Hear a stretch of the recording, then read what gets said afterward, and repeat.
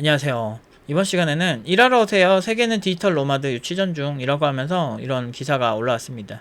개발자라고 하면은 한 번씩은 꿈꾸는 이제 원격 근무, 그것도 세계를 떠나면서 하는 원격 근무 뭐 이런 거 생각 많이 하실 텐데, 저는 여행을 좋아해서 여행을 많이 다녀본 입장에서 한 번쯤은 해보셔도 좋은데, 이제 문제는 생각보다 이렇게 낭만적이지 않다.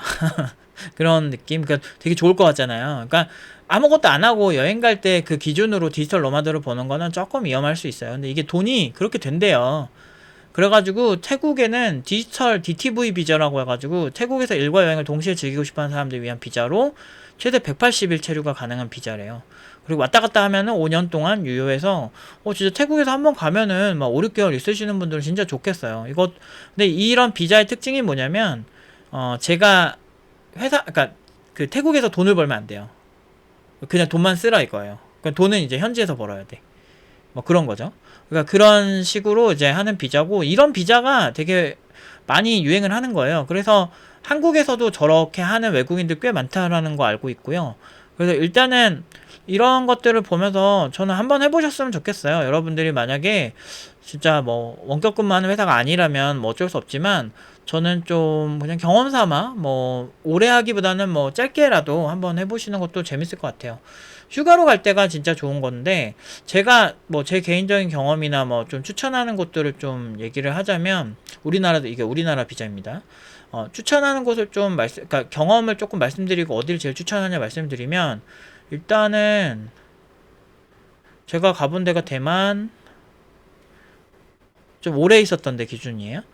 여행으로 말고 말레이시아, 베트남, 그리고 인도네시아, 일본 뭐 이런 건데, 필리핀은 치안 때문에 추천하고 싶지 않아요. 그 태국 요 정도인데, 그러니까 제일 저렴하고, 저는 가성비를 좀 따지는 편이라서, 그러니까 막 현지에서 막 아름다운 걸 보고 막 이런 거에 흥분한 스타일이 아니고, 그냥 현지식 먹고 로컬에서 막 커피 마시고 막 이렇게 있고 막 그냥 그런 게 제일 좋더라고 나는. 그래서 저는 제 취향은 이제 카페 가서 좀 시원한 카페 가서 뭐 맛있는 거 마시면서 코딩하고, 그리고 또 호텔도 가성비 좋아하고 막 이런 입장이에요. 저도 뭐 럭셔리한 호텔들 뭐 체인 뭐 호텔 티어 뭐 이런 거 가지고 많이 해본 경험은 있는데, 그게 좀 안 맞더라고. 그래서 좀 현지 그런 느낌을 좀 좋아해서 좀 저렴하고 가성비를 좋아하는데, 그런 입장에서 말씀드리면, 일단은 태국에서 한 달 살기 해봤는데, 방콕은 물가가 생각보다 너무 비쌉니다. 그래서 그 현지인 물가를 체감하려면 완전 좀 변두리로 가야 되는 게 있고요. 그렇게, 되게 비싸요. 생각보다 되게 비싸고, 방콕에서 뭐 새로운 쇼핑몰 되게 유명한 거 생겼다고 하면 우리나라 갤러리아보다 더 비싼, 거의 비슷한 수준의 물가를 보여주기 때문에, 이게 돈 쓰다 보면 한도 끝도 없어요. 태국은 근데 관광으로는 너무 좋은데, 개인적으로는 많이 추천은 못 드리겠어요. 방콕에서 한 달 살기 하면서 돈 되게 많이 썼거든요. 돈 아껴 쓴다고 하는데도 돈 되게 많이 썼고, 좀 아쉬웠어요. 근데 너무 좋은 수영장이 있는 그런 호텔이 아니고 그 에어비앤비에 있었는데, 한 달에 그때 한 150 정도 썼던 것 같아요. 수영장은 너무 좋았는데, 방 자체는 되게 작은 느낌? 그러니까 수영장이 좋으면 그렇더라고. 근데 뭐 좀 저렴하게 하면, 옛날에는 막 4, 50, 막 5, 60에도 좀 괜찮은 숙소를 할 수 있었는데, 요즘은 꽤나 많이 비싸진 느낌이라서 옛날 같지 않아요. 그래서 방콕은 추천을 안 하고, 태국을 한다면은 치앙마이를 좀 추천하는데, 항공료가 치앙마이가 그냥 마냥 싸지가 않아요. 저가 항공이 이상하게 취향을 많이 안 해. 그래서 좀 되게 좀 아쉬운 느낌이 있고 좀 비쌉니다. 그래서 그런 부분에서 좀 추천하기가 조금 애매해요. 근데 그럼에도 불구하고 치앙마이 자체는 좋습니다. 치앙마이는 좀 할만해요. 근데 그 항공료만 좀 어떻게 하시면. 근데 제가 이제 말레이시아도 가봤는데, 말레이시아 쿠알라룸푸르랑 코타키나발루랑 뭐 그런 쪽 위주로 가봤는데, 저는 말레이시아가 가성비는 좋다고 생각해요. 호텔 가격이, 그리고 저가 항공도 은근히 취향을 많이 하고. 그래서, 그런데 이제 저는 음식이 좀 잘 맞지 않았어요. 저는 좀 이렇게 강한 향신료를 잘 못 먹는데, 뭐 락사 같은 경우도 이제 그 집마다 맛들이 너무 향신료가 강한 케이스가 좀 있어가지고, 저는 조금 힘들어서 말레이시아에서는 한국 음식 먹고 또 외식 위주로 하다 보니까 좀 아쉽더라고요. 근데 막 되게 이거 막 엄청 맛있다 이런 거는 말레이시아에서 거의 못 본 것 같아요, 저는. 즉 뭐 제가 많이 못 찾아본 거겠죠. 쿠알라룸푸르에 좀 오래 있었는데 한 3주 정도 있었는데, 그러니까 호텔비가 호텔 가격 대비는 괜찮았는데 조금 이슬람 국가 색채가 좀 강해서 조금 이렇게 괜히 이렇게 엄격할 것 같고 막 그래서 좀 쫄게 되는 그런 게 좀 있었다. 치안은 다 제가 이제 추천해드리는 뭐 태국, 말레이시아 이런 데는 치안은 다 좋습니다. 그리고 이제 제일 추천하는 데는 사실은 아까 인도네시아부터 얘기하면 인도네시아는 좋아요. 그러니까 특히나 발리 쪽은 좋아요. 자카르타 쪽은 이슬람 색채가 강해서 그러니까 발리 힌두교랑 이 이슬람교랑 좀 달라요. 그래서 같은 나라인데 다른 종교를 갖고 있는 느낌인데 발리 쪽은 숙소가 쌉니다. 숙소가 그래도 싼 편인데 문제는 호주 관광객들이 되게 많이 오면서 물가가 마냥 또 싸지만은 또 않아요. 그러니까 음식도 좀 외국인들이 먹을 만한 좀 향신료 많지 않은 음식도 되게 많고 뭐 괜찮은 음식들이 많기는 한데 되게 커요. 생각보다 인도네시아가 엄청 커가지고, 뭐, 우분 느낌이랑 좀 여러 느낌을 다양하게 느껴본다라고 하기에는 나쁘지는 않아요. 그러니까 숲을 좋아하고, 뭐, 자연 좋아하고, 뭐, 이러거나, 막, 서핑 좋아하고, 뭐, 이러시면은 되게 추천할 느낌이긴 해요. 근데, 치명적인 단점이 이제, 그, 비행기 표가 너무 비싸요. 그래서, 그리고 좀, 거리가 좀 있고, 그래서, 좀 그런 부분에서 그렇게 많이, 그러니까 좀 가성비를 따지는 저 같은 사람들은 좀 별로 가고 싶지 않게 되더라고요. 그러니까 가면은 그래도 체류비가 아껴 쓰면은 충분히 아껴 쓸 수 있는 느낌은 확실히 있어요. 그래서 그런 부분은 좋은데 좀 아쉽더라고. 이걸 보고 있냐? 그래서 지금 어쨌든 제가 가장 추천하고 싶은 곳은 가장 추천하고 싶은 곳은 태국입니다. 태국이 아니고 베트남입니다. 베트남은 호찌민이랑 하노이는 별로 추천을 하고 싶지 않아요. 너무 빵빵거리고 너무 도시져가지고 뭐 이것저것 많긴 하겠죠. 볼 거는 많은데 사실 디지털 노마드 핵심은 관광보다는 이제 거기서 생활하면서 천천히 내 생활 패턴에 맞춰서 내 일을 하는 거잖아요. 그러니까 하루에 그래도 못해도 6시간은 일을 하잖아요, 우리가. 그러니까 아무리 여행지에서 하더라도 그럼 6시간을 한다라고 봤을 때 가장 중요한 거는 우리가 관광을 많이 못 한다는 거예요. 그러면은 생활을 하는 거기 때문에 생활비가 적어야 돼. 그리고 이제 카페 같은 데가 좀 잘 돼 있고 인터넷이 너무 이렇게 느리지 않고 이런 걸 종합적으로 봤을 때 베트남 다낭이나 나트랑 그리고 항공료도 저렴해요. 그래서 항공료까지 저렴한 나트랑이나 다낭을 추천을 합니다. 근데 다낭이 더 이제 큰 느낌이고 볼 게 좀 많은 느낌이고 저는 개인적으로 나트랑을 좋아합니다. 왜냐면 나트랑은 볼 게 별로 없기 때문에 그렇게 관광적으로는 덜 유명하기도 하고 도시 자체가 그렇게 크지 않아서 뭐 좀 도보권으로 어느 정도까지 이제 유명한 데 다 갈 수 있는 느낌? 물론 어느 정도 택시도 타야 되긴 하지만 어느 정도는 그렇게 도보로 이게 좀 돼요. 그게 그리고 이제 호텔비가 되게 싸요. 방콕은 시내가 한 4, 5만 원은 돼야 나오는 수준의 호텔. 또 호치민이나 하노이 가면 그 정도 줘야 되는 그 숙소가 다낭이나 나트랑에 가면은 한 15,000원에서 2만 원 정도면 굉장히 훌륭한 숙소를 예약을 할 수 있습니다. 그래서 좀 비수기 기준인데 한 15,000원이면 수영장도 있고 그 도미토리도 아니고 그러니까 기숙사 그런 형태로 다른 사람이랑 자야 되는 그런 것도 아니고 그러니까 온전히 혼자 있을 수 있는 객실인데 15,000원이면 수영장 있는 호텔이 가능해요. 심지어 관광지에 멀지도 않고 나트랑은 다낭도 한 2만원? 2만원? 좀 나트랑이 좀 더 싼 것 같아요. 제가 이렇게 경험을 해보면.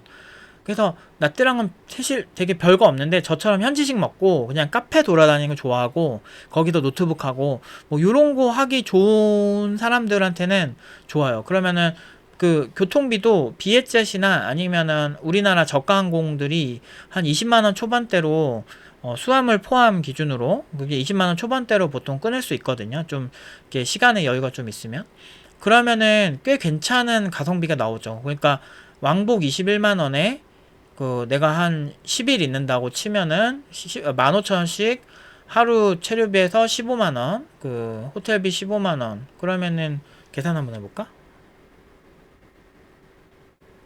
항공료 22 숙박비 15 그리고 하루에 쓰는 돈이 2만원이면 넉넉하게 쓰거든요. 그러니까 물론 이제 로컬 기준으로 하루 2만원이면 엄청 먹어요.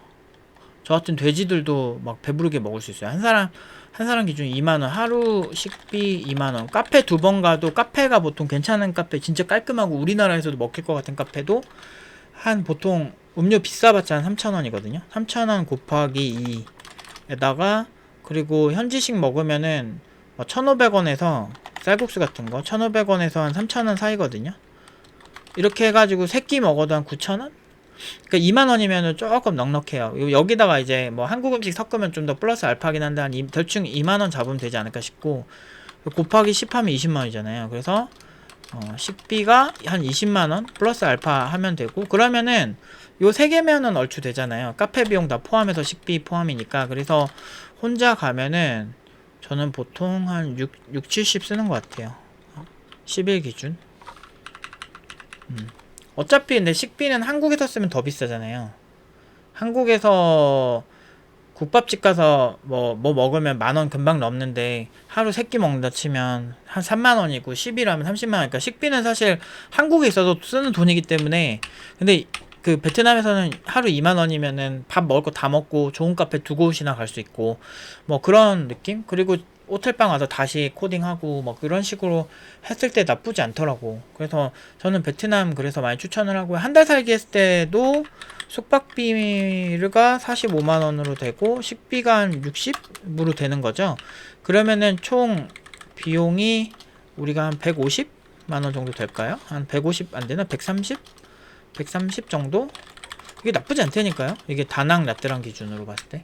이게 태국으로 가면 막 200 가까이 될 수도 있죠. 물론 태국에서도 좀 저렴하게 할 수 있어요. 에어비앤비 찾으면 숙박비 45만원보다 더 낮은 데도 있어요. 근데 제가 생각보다 15,000원짜리 호텔이 허접한 호텔이 아니고 그 나름 수영장도 있고 가성비도 되게 좋은 그런 데가 은근히 많습니다. 그래서 그리고 물가 자체가 진짜 저렴해요. 저는 다낭이나 나트랑에서 1,500원짜리 1,000원짜리 그런 밥을 먹는데 이게 되게 허접한 느낌이 아니에요. 그러니까 든든해요. 아침으로 딱 먹을 때 든든하게 먹을 수 있고 되게 맛있고 그런 데 있거든요. 막 죽집도 막 1,500원짜리 죽인데 엄청 괜찮고 너무 맛있어요. 향신료도 안 강하고 그래서 한국인 충분히 먹을 수 있는 뭐 그런 데 진짜 많고, 그래서 되게 매력적이라고 많이 느꼈거든요. 전 태국을 진짜 좋아해가지고 태국을 진짜 많이 갔는데 태국보다 이제는 좀 베트남 홀릭인 것 같아요. 그러니까 이 체류비가 상대적으로 적으니까. 우리나라 사람들 중위소득이 한 300 초반대라고 하더라고요. 330 정도 되겠죠? 그렇게 했을 때 디지털 노마드로, 그러니까 매번 디지털 노마드라고 해서 막 저런 데 계속 가는 건 아니잖아요.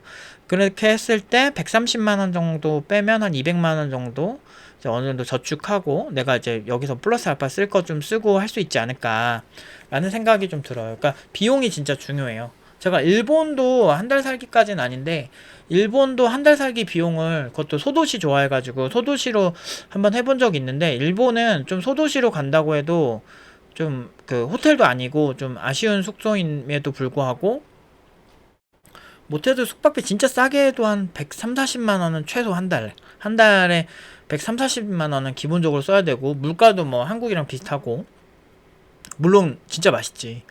근데 그런 걸로 봤을 때 너무 많이 들더라고요. 막 2, 300 정도는 드는 느낌? 근데 이 숙박비도 진짜 마음 많은 친구, 뭐 한 달간 같이 있어야 돼가지고 좀 그럴 수 있지만, 마음 많은 친구랑 해서 n분의 1 하면은 또 괜찮지 않을까요? 그렇게 하면은 없어도 15,000원이면 사실 뭐 못 낼 돈은 아니니까. 근데 이게 뭐 매번 가는 건 아니잖아요. 근데 오래 체류할 때는 비용이 진짜 중요하고, 수영장 없는 호텔 좀 많이 타협을 하면 진짜 숙박비 30만원 이하로도 가능하더라고요, 한 달에. 그럼 하루에 10,000원 정도?